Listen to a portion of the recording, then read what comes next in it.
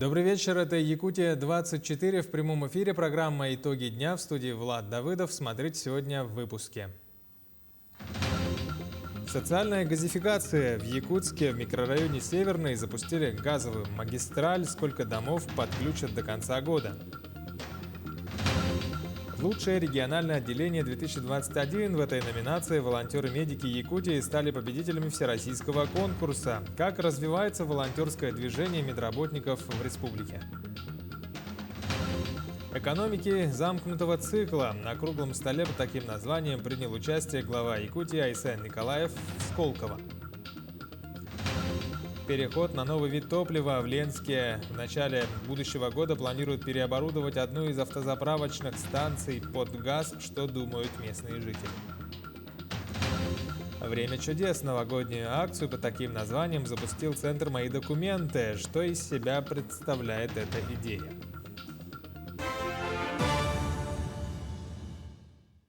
Президент России подписал закон о федеральном бюджете на следующую трехлетку, предусматривающий его профицит в 2022 и 2023 годах в 1% и 0,2% ВВП соответственно. Ну а в 2024 году дефицит в 0,3% ВВП.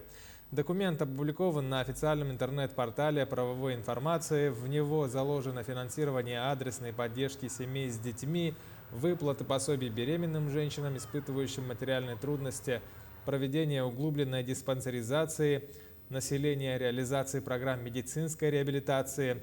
Уже во втором чтении по инициативе президента было предусмотрено и повышение с будущего года на 8,6% прожиточного минимума и минимального размера оплаты труда, а также зависящих от их величины социальных пособий. Всего повышение доходов коснется 19 миллионов граждан России. Глава Якутии Айсен Николаев принял участие на круглом столе экономики замкнутого цикла, который стартовал сегодня в инновационном центре Сколково. Рассмотрен вопрос разработки и реализации экотехнологий для современных производств, когда отходы получают вторую жизнь, а само предприятие переходит на экологизацию. Айсен Николаев поделился опытом Якутии. Так он рассказал о пилотном проекте мини-печей по утилизации мусора в отдаленных районах. Мобильные и компактные, они будут сжигать мусор и, что важно, не выбрасывая в атмосферу вредные вещества. Мы достаточно большую работу провели с нашими научно-производственными объединениями российскими при поддержке ученых, при поддержке крупнейшего финансового института страны, банка ВТБ. И на Восточном экономическом форуме у нас сейчас уже подписано соглашение между организацией, которая будет поставлять эти печи для Якутии. Мы предполагаем, что вот такие мини-печи, они смогут работать как раз в малых населенных пунктах, перемещаясь между ними в межсезонный период. И вот этот мусор они должны будут уничтожать, который будет скапливаться в тех или иных территориях. Также глава Якутии отметил, что для работ по разложению пластика необходимо привлекать биотех, как это сделала компания «Ксенос». Якутские ученые обнаружили, что жуки способны переварить пластик. В перспективе он перестанет вредить окружающей среде, а время их затраты на переработку пластика в разы снизится. Круглый стол проходит в рамках форума Open Innovation. Участники и спикеры отмечают, что переход к экономике замкнутого цикла возможен только в союзе инновационных технологий и сотрудничества как бизнеса, науки, так и государства. Мы в следующем году реализуем несколько знаковых проектов уже в Якутии. Любые решения в области биотеха, в области, то, что называется умным словом, терраформирования. Вот работа с природой, наверное, может быть одним из фокусов. Еще раз, стык биотеха, климата, там борьба с пластиком, загрязнениями, таяние мерзлоты. Вот решения, которые мы ищем, они должны быть, конечно, направлены на вот сюда. Капит-обстановки в республике. 242 новых случая коронавирусной инфекции выявили за минувшие сутки. Из них в Якутске 80 заболевших, в Мирнинском районе 33, в Алданском 21, в Алекминском 18, в Нерюнгринском 17, в Амгинском и Мегненгаласском районах по 12, еще в 8 районах республики от 1 до 10 случаев заболеваний за минувшие сутки, сообщает оперативный штаб. Волонтеры-медики Якутии стали победителями всероссийского конкурса в номинации «Лучшее региональное отделение-2021». Как развивается волонтерское движение медработников в республике? Способны ли молодежные инициативы в сфере здравоохранения повысить уровень общественного здоровья в Якутии? Сюжет Надежды Саханской. Общественное движение «Волонтеры-медики» действует в нашей стране с 2013 года при поддержке Министерства здравоохранения и Федерального агентства по делам молодежи.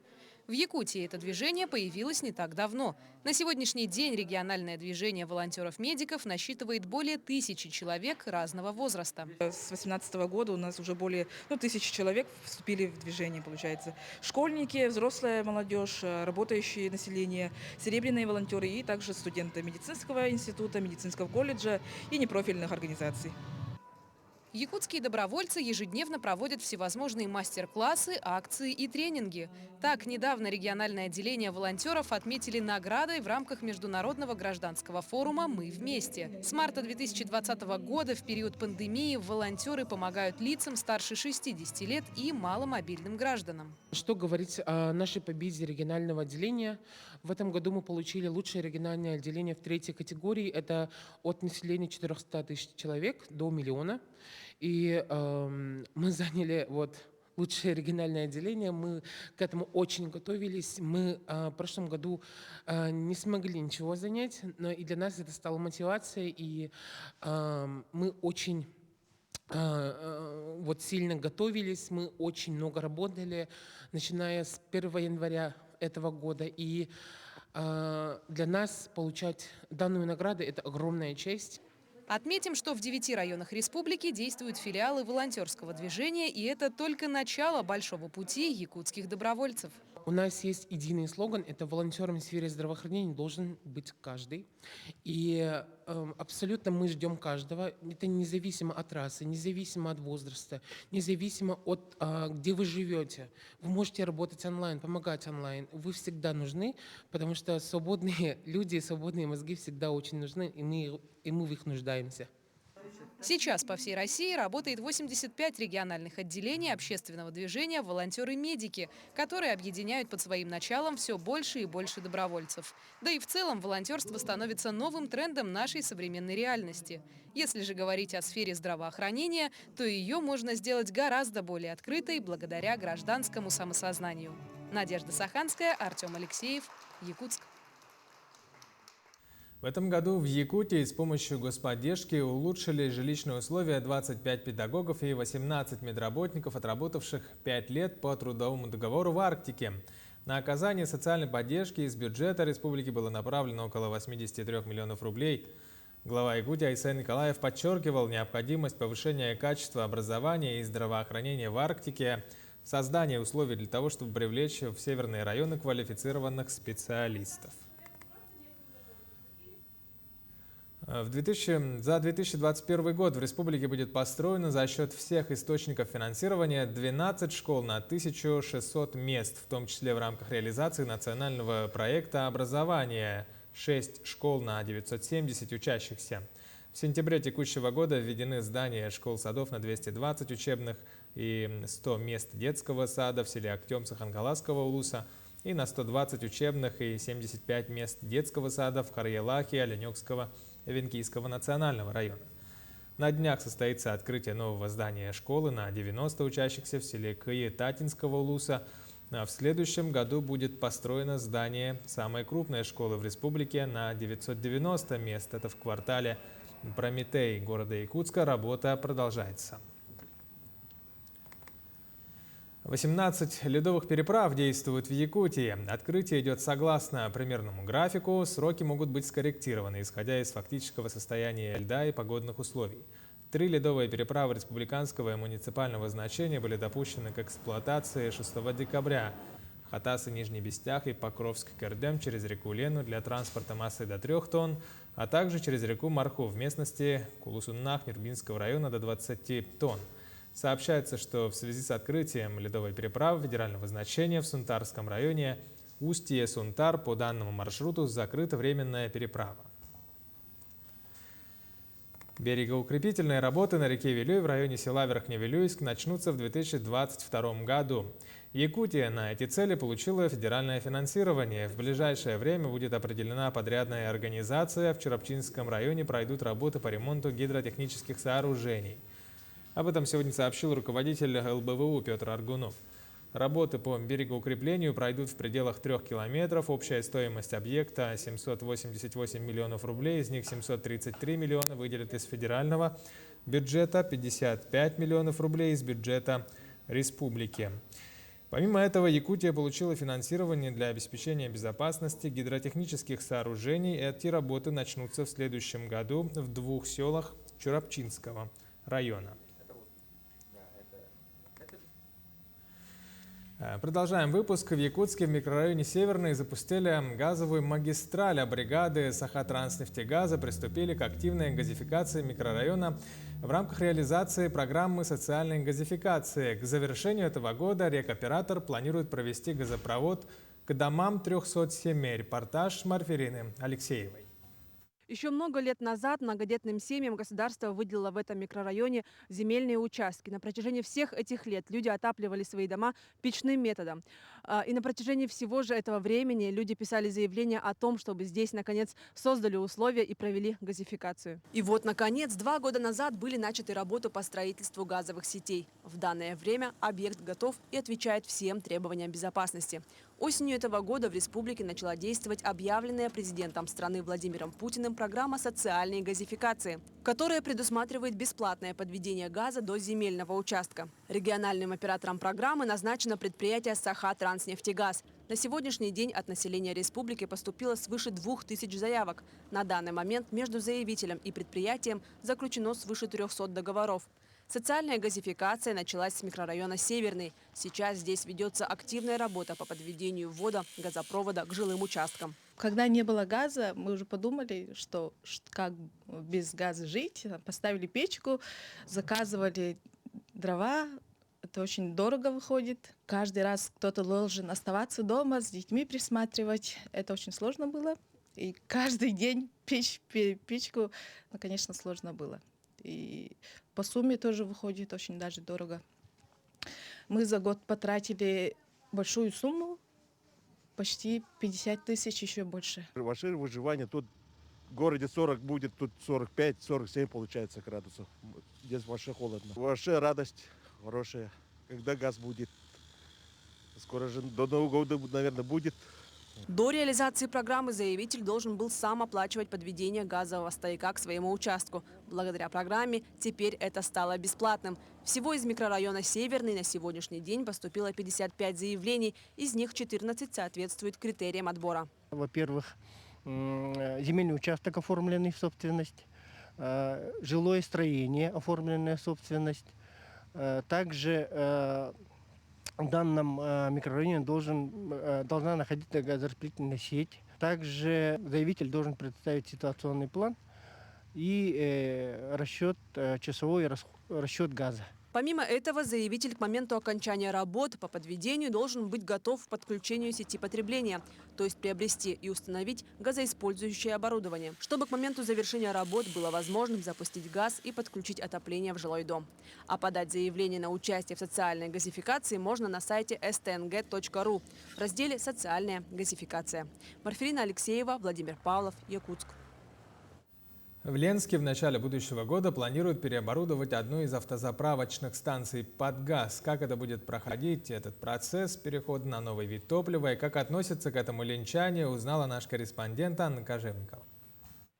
Да будет газ для автомобилистов. Принято решение в Ленске построить газозаправочную станцию. Сахатранснефтегаз уже подготовили проект реконструкции АЗС номер 48 для перехода на газовое топливо. Документы на госэкспертизе. Перевести автотранспорт на газ экономически выгодно как для частников, так и для предприятий, считают специалисты. А городские власти поддерживают эту идею.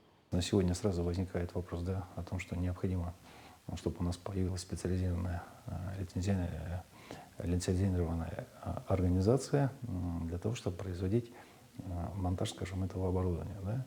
И вот Министерство промышленности, мы проводили в ВКС на прошлой неделе, да, эту проблему понимает, да, и на сегодняшний день они отрабатывают с одним из больших предприятий Запада, чтобы они зашли в Якутию. И, скажем, меня очень радует то, что сервисный центр планирует открыть в городе Ленске.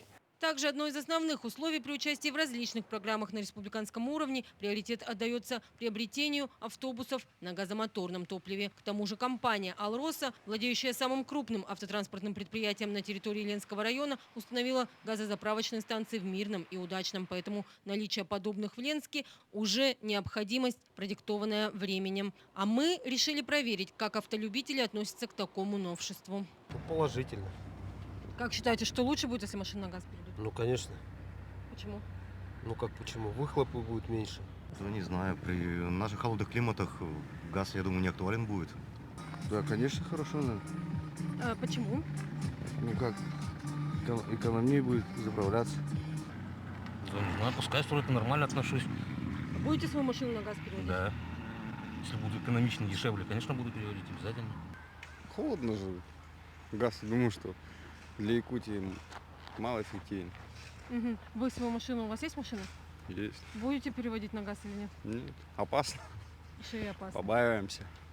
Для заправки автомобилей будет использоваться природный газ метан, прошедший необходимые этапы очистки. К концу октября 2022 года на так называемой в народе заправке для больших грузов будут установлены колонки для газомоторного топлива, и ленчане смогут переводить свои авто на газ или приобретать новые уже на голубом топливе. Анна Кожевникова, Виталий Андреев, Ленск.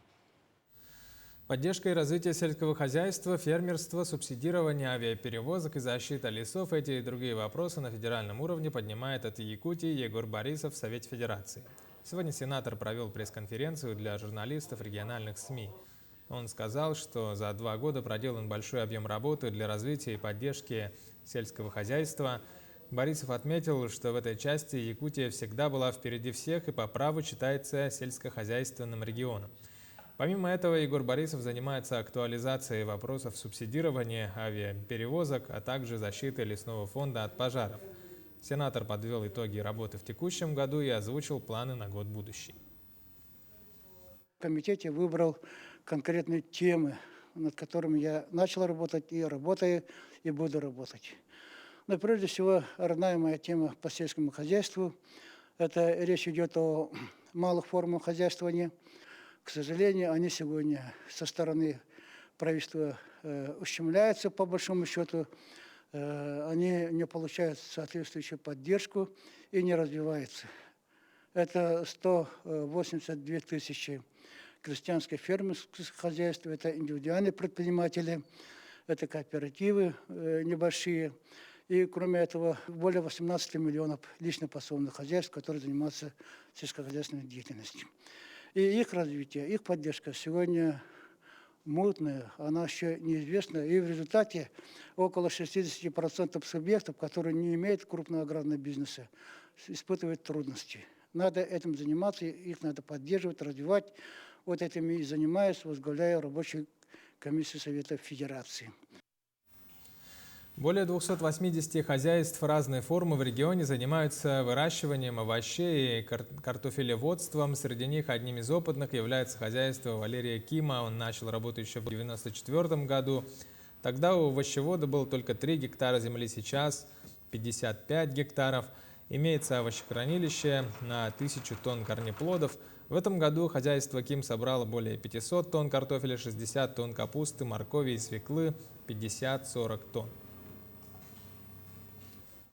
Снап, капусту сдаем по 18 рублей, свеклу по 32 рубля, морковь по 35.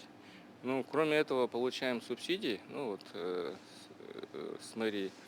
Ну, получается, на картофель где-то 13 рублей добавляют мэрия на каждый килограмм. На свеклу с морковкой где-то, также 13-14 рублей, в общем.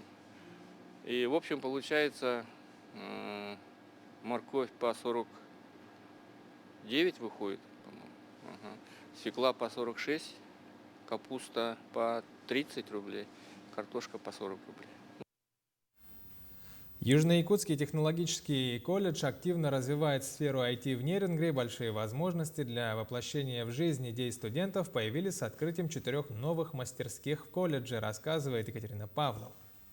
Мастерские интернет-вещей, корпоративная защита от внутренних угроз информационной безопасности, машинное обучение и большие данные и разработка мобильных приложений были созданы в рамках национального проекта образования. На нашем отделении информационных технологий всего функционирует лаборатории по 7 компетенциям. Видеопроизводство, веб-дизайн и разработка, программные решения для бизнеса. И вот сейчас у нас запустились в конце августа 4 новые мастерские. Получить знания из мира IT в новых лабораториях имеют возможность студенты, школьники и взрослое население, осваивая востребованные компетенции по определенным курсам. Сейчас уже тесно идет взаимодействие со школой номер 1. Они обучаются по направлениям интернет-технологии, информационные технологии и разработка мобильных приложений. В начале декабря на базе Южно-Якутского технологического колледжа состоялся республиканский форум IT-компетенции «Мой выбор», где 6 команд в течение 2,5 часов разрабатывали концепции своих IT-продуктов и презентовали их экспертам. Первое место разделили команда Покровского колледжа с презентацией мобильного приложения для неопытных молодых родителей и команда Южно-Якутского технологического колледжа с приложением для путешественников. Концепция приложения в том, чтобы сделать чат-бота, который будет подсказывать вам, чего бы вы хотели, там сходить, не знаю, в ресторан, какой-нибудь парк, достопримечательности посмотреть. Участники WorldSkills. До этого мы вместе участвовали в хакатонах, поэтому был опыт работы. Я больше по разработке, именно напрямую писать код.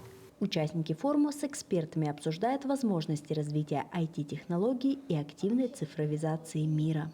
Возможностей очень много, так как это самое, наверное, развивающееся направление в мире. В целом приходит множество так называемых хакатонов, да, это соревнования для программистов, куча конкурсов по стартапам в IT-сфере и прочее, да, то есть, я как бы доношу до ребят, у меня непосредственно свой практический опыт имеется работы в этой сфере. Впереди новые конкурсы и новые победы, и современные площадки колледжа пустовать не будут. Так уже на следующей неделе начнется чемпионат WorldSkills, к которому сегодня идет активная подготовка. Екатерина Павлова, Захар Головин, Нерюнгри. Киноработа «Нучча» якутского режиссера Владимира Мункуева вошла в список лучших российских авторских фильмов года по версии Афиши. Напомним, в основу этого фильма лег рассказ польского этнографа Вацлава Сверашевского. Свое первое признание фильм получил еще на этапе завершения, когда на фестивале «Темные ночи» в Таллине он стал победителем. Также у картины премия за режиссуру российского кинофестиваля «Кинотавр» и гран-при программы «К востоку от запада» кинофестиваля в Карловых Варах. Ранее стало известно, что «Нучча» получил дату проката. Фильм стартует в кинотеатрах 7 апреля. «Время чудес» — новогоднюю акцию по таким названиям запустил Центр «Мои документы» совместно с Почтой России, Технопарком, Агентством развития туризма и территориального маркетинга. Идея акции заключается в том, что каждый горожанин может поздравить своих родных, близких не в социальных сетях, как обычно, а старым способом, написав новогоднее послание в открытке. Репортаж Ульяны Шагиной. По-настоящему добрую новогоднюю акцию решили запустить в центре «Мои документы». Каждый желающий теперь может написать новогоднее послание и, как много лет назад, поздравить своих близких, отправив им частичку своего тепла, заключенную в открытке. Почему мне это приятно? Потому что я сама уже 3-й год отправляю письма своим родным, близким, коллегам. Я выбрала очень теплую открытку с пряничными человечками. Считаю, что от нее пахнет и веет имбирем, счастьем, Новым годом. Это очень приятно, на наш взгляд, получить такую весточку, особенно тем, кто давно это не делал, и возродить эту добрую старую традицию. Акция «Время чудес» у нас началась вчера, 6 декабря, и наши заявители в окнах уже подписывают эти открыточки и кладут в почтовый ящик. На выбор предоставляется 5 различных открыток с новогодними сюжетами блогера, фотографа Натальи Конешниковой. Каждая из них отражает не только тематику предстоящего Нового года, но и рассказывает немного о Якутии. Каждая из открыток фотографа Натальи Конешниковой рассказывает о Якутии. К примеру, здесь национальные блюда. И мне кажется, можно поздравить не только жителей республики, но и отправить такую весточку по всей России. Почтовый ящик установлен здесь же, в главном офисе моих документов, а также в дополнительном филиале по Лермонтова и на первом этаже технопарка Якутия. Открытки раздаются совершенно бесплатно. На них уже наклеены марки. От отправителя требуется только написать текст поздравления и внимательно заполнить адрес. Хотели бы сказать, чтобы обязательно, когда подписывают открытки, указали правильно индекс и адрес. Открытки можно отправить в любую точку России. Со своей стороны мы будем не реже 3 раз в неделю чистить почтовые ящики и обеспечить пересылку по указанным адресам. Давайте все вместе возродим забытую и очень добрую традицию открыточных посланий. Ведь в каждом из них мы заключаем волшебную атмосферу предстоящего чуда и по-настоящему сможем порадовать своих родных и близких. Ульяна Шагина, Семен Семенов, Якутск.